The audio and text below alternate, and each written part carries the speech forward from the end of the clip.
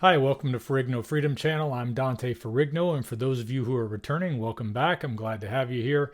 I'm going to be doing a reaction video today from the perspective of a carnivore who has been doing a lion diet now for 3.5 years. That's a version of carnivore diet that only allows for ruminant meat, water, and salt. And I'm going to tell you, lion diet has changed things for me in ways that I never thought it would have changed. But that's for another video. You could always go back and check out my very first video if this is your first time here. Check out 125 days on lion diet. It should be the first thing that pops up if you search for it on YouTube.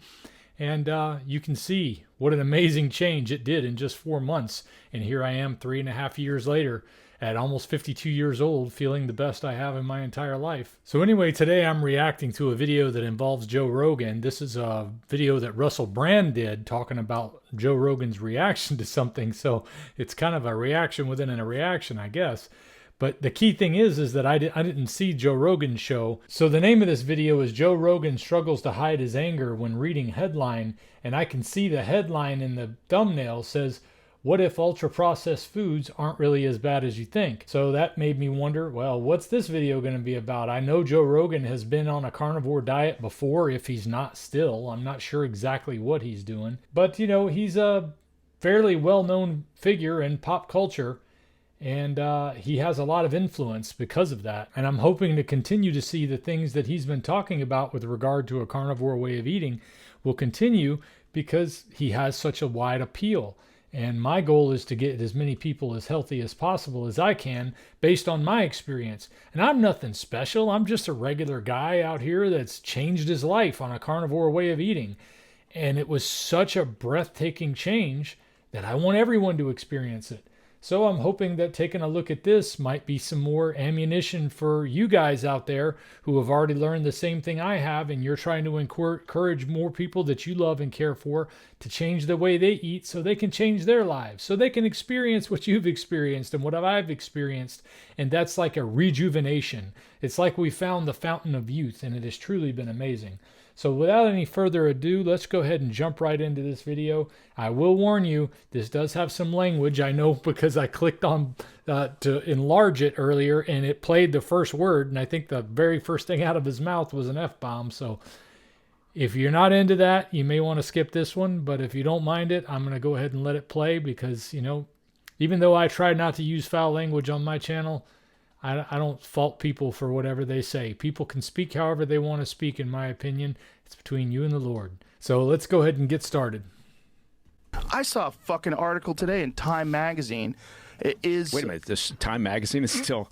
Time Magazine is still out there. Wow. See if you can find this cover, this article. It was "Are super processed foods really bad for you?" Oh fuck! Seriously. This is the question. Joe Rogan is not hysterical. Joe Rogan seems to me incredibly practical, and the problem that he provided the legacy media with, in particular during the COVID era, is that he was a counterpoint to their propaganda.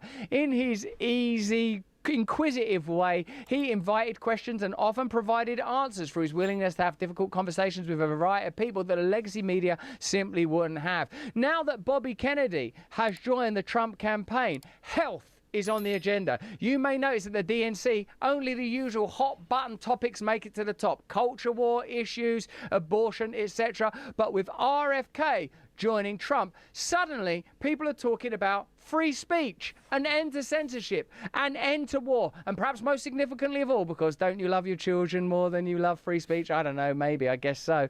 Health, and in particular, the health of children. So, Joe Rogan here talks about the ultra-processed food industry that you'll be familiar with because of Man at the Moment. Callie Means, guest on the show, friend of ours and long-time collaborator, has popularized a lot of the discourse around the type of foods that we're eating that are essentially making us sick and ill.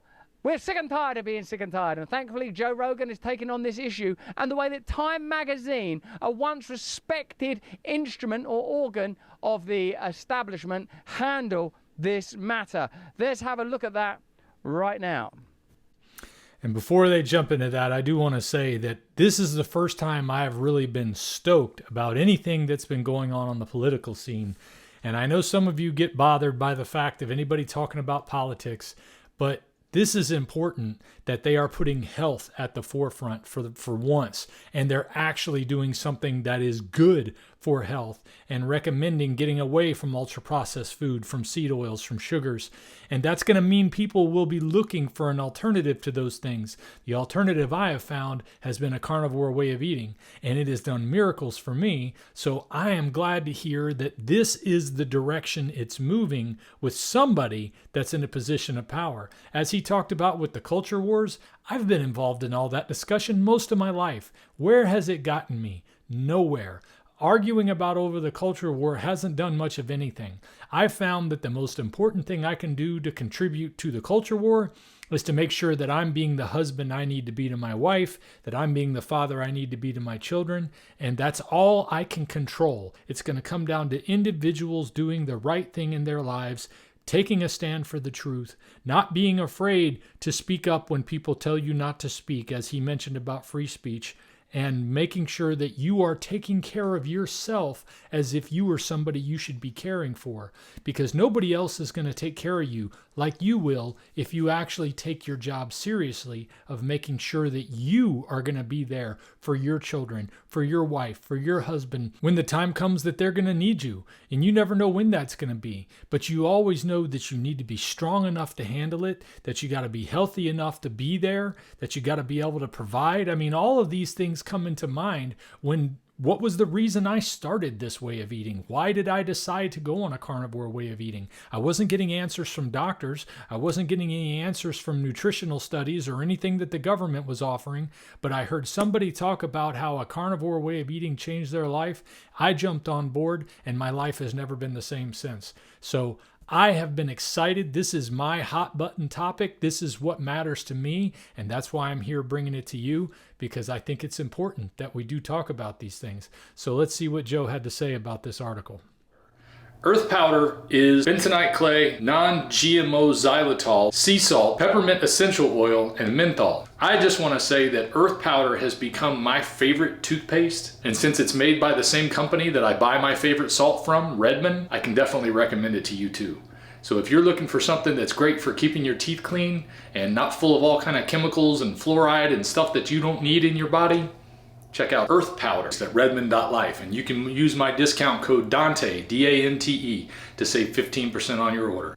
We have a massive health crisis in this country. The obesity crisis is really legitimate, and it's terrifying that it's so prevalent and that no one's doing anything about it. And this is one of the things that RFK wants to do when he gets into office. Mm-hmm. And he's talking about seed oils, and he's talking about a lot of different things that are like terrible for health, that are ubiquitous in our diet, and to put some regulations on that stuff, and to recognize that these are real issues, and to inform people that these are real issues, and not just let these big food companies just keep. I saw a fucking article today in Time magazine. It is. Wait a minute, this Time magazine is still magazine is still out there. Wow. See if you can find this cover. This article. It was are super processed foods really bad for you? Oh fuck. Seriously. This is the question. Instead of saying, is fentanyl a bad thing? Yeah, wouldn't it be better to eat healthy? Yeah. Which everybody would agree. Are super processed foods really that bad for you? Well, I can help you out there, and real quick. Yes. Yes, they are. From yesterday? Aren't as bad as you think. Oh, Yeah. What if ultra processed food aren't as bad as you think? That's it. Well, they're not. They're a lot worse. They're fucking terrible for you. What kind of bullshit argument is this? This is real. They are really bad for you. Jessica is passionate about the pupusas from Costco. Oh, God, Jessica. How about have a banana? And you get on the treadmill, you fucking idiot. Like, what are we talking about? I got a bag of pupusas. It's fucking, we're eating shit that's that's really bad for you. Sort of what the next thing says, I guess. Okay. It all started in the summer of 2023 when author and infectious disease physician Dr. Chris Von Tuliken was promoting his book, Ultra Processed People. While writing it, Von Tuliken spent a month eating mostly foods like chips, soda, bagged bread, frozen food, and cereal. What happened to me is exactly what the research says would happen to everyone. Von Tuliken says he felt worse, he gained weight, his hormone levels went crazy, and before and after MRI scans showed signs of changes in his brain. As Von Tulikin saw it. The experiment highlighted the terrible emergency of society's love affair with ultra-processed foods. Okay, but you have to, this next part is really is also really Wilson, who specialized in working with clients from marginalized groups. Oh, marginalized groups, was irked. She felt that Von Tulikin's experiment was over-sensationalized, and that news coverage of it shamed people who regularly eat processed food. Shamed them. That's what you got. That kind of fucking language drives me goddamn crazy. In other words, the vast majority of Americans, particularly the millions who are food insecure or have limited access to fresh food. They also tend to be lower income and people of color. Yeah, they fucking covered the whole spectrum. Wilson felt the buzz ignored this food apartheid. Food apartheid. Oh, God. Fucking crazy. As well as the massive diversity of foods that can be considered ultra-processed, a category that includes everything from vegan meat replacements, which, by the way, are really fucking bad for you, and non-dairy milks, which, by the way, are really fucking bad for you, to potato chips and candy, which, by the way, are really fucking bad for you. How can this entire category of foods be something we're supposed to avoid? Because it's not fucking food. It's not nutritious food. Absolute. Well, you know, sometimes expletives drive the point home. And that's how I feel on the inside when I see stuff like he's talking about here. I get angry. I get angry on the inside, but I try to do it in a way that doesn't cause me to lose my control. I would rather just focus that energy, that wonderful energy that he was generating there. I'd rather focus it on reminding you that you don't have to be caught up in all the lies that an article like that one is trying to propagate. It's trying to turn people against each other. It's trying to make it about race and class and all these other kind of things, instead of saying we are being poisoned by the people who used to tell us this is the way to be healthy, and that we elected into positions that would select people to make up these guidelines that we all follow now. And now you can't go to a hospital or a school or a military base and get a meal that's actually healthy because all these guidelines have been put into place to enforce that all of this junk is funneled into our mouths, because the people who are paying for influence in government are supporting the people who are in these positions in the bureaucracy that are going to make these rules. They're being funded by the companies who want to sell this garbage, because this garbage is cheap and easy for them to make, especially when the government is subsidizing it. So it's very upsetting when magazine articles or media outlets or anybody who claims to have some sort of expert knowledge would say things like this article says, because it should make you angry. But then once you get over being angry, what are you going to do about it? Are you going to make a change on what you're putting in your mouth based on the information that you're hearing from me and from others who talk about this? Exactly what Joe said. They talk about vegan substitutes that are ultra processed. They talk about all kind of solutions. These companies will market to you Atkins diet stuff and keto diet stuff. All of that crap on the shelves, as far as I'm concerned, is just as bad as the other junk that's on the shelves. But somehow in our heads, it's really hard to get past that when we're shopping. I know it is for people in my family who I keep trying to tell them, just eat meat and everything will be fine, because I keep seeing them coming home with some keto diet thing, and then they keep asking me, why? How come the doctors can't tell me why I'm hurting all the time, why I have all this inflammation and pain and all these things that they have no solutions for? I'm like, I don't know how many times somebody has to tell you. At some point, you just got to realize it's the food that's killing you. It's the food that's hurting you. So I can relate exactly to the energy that Joe Rogan had there. Now let's hear what Russell's got to say to finish it up. Astonishing to see that level of rhetoric. You know, if you're like my age, you obviously remember media before this. There really wasn't an equivalent. There really wasn't an equivalent. And I suppose we've started to take Joe Rogan for granted. He's been around a while. He's been derided. There's probably people in the chat right now saying he's controlled opposition. But to have someone who's sort of so unguarded and authentic and so willing to speak out for what you'd have to regard as common sense, in particular someone who probably doesn't care whether you agree with him or not is a very, very powerful resource indeed to have in media spaces such as these ones. In a way, he is the battering ram that blasted open the doors of the mainstream, allowing many, many people to follow in his wake, and I'm very glad to be one of them. I totally agree with all of that, what he just said about Joe Rogan leading the way and what he's been able to do as a result of that. What we've all been able to do is a result of what he led the way on in so many ways. I never thought I would be sitting here with 72,000 subscribers checking in to see about a way of eating that I've been doing for 3.5 years. When you've been doing it over and over, day after day for 3.5 years, you're eating the same meats and you're cooking them basically the same way. It's hard for me to want to keep showing videos of me making food, but you know what? I know there's a lot of people out there that like those. I've had a 1 pound, 6 ounce steak inside the Dreo Chef Maker now for the past, I don't know, hour almost. It's been set on sous vide mode, which takes longer. Most of the time when I'm in a hurry to make something to eat, I'll just throw it in the air fryer for say 15 to 16 minutes, depending on how big the steak is. In this case, it would probably be about 16 minutes at 450 degrees, and it'll come out pretty darn good. I might overdo the top some. I might overdo it on the inside a little bit.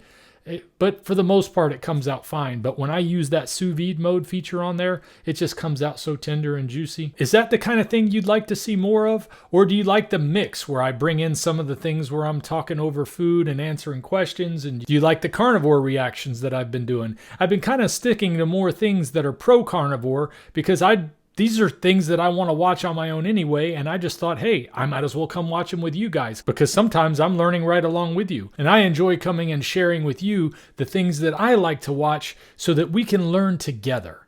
So let me know what you think in the comments. Let me know what you think about what I had to say about the video that he had here. And I will also like to add, if you'd like to support the channel, one of the best things you can do is buy some of the t-shirts I make in my merch shop, which is in the description below. You can also find it on my website, ferrignofreedom.com. But that's going to do it for me today, guys. I appreciate you joining me for this one. I will see you next time. If we pay extra, could we maybe get some grease or fat? Man, I gotta say, I just love how that Dreo Chef Maker makes it so easy, seamless to make my steak and not have to worry about it being overcooked or undercooked. I just let it go until it's time to come out, and then when it dings, I go and get it. I'm ready to eat. How about you?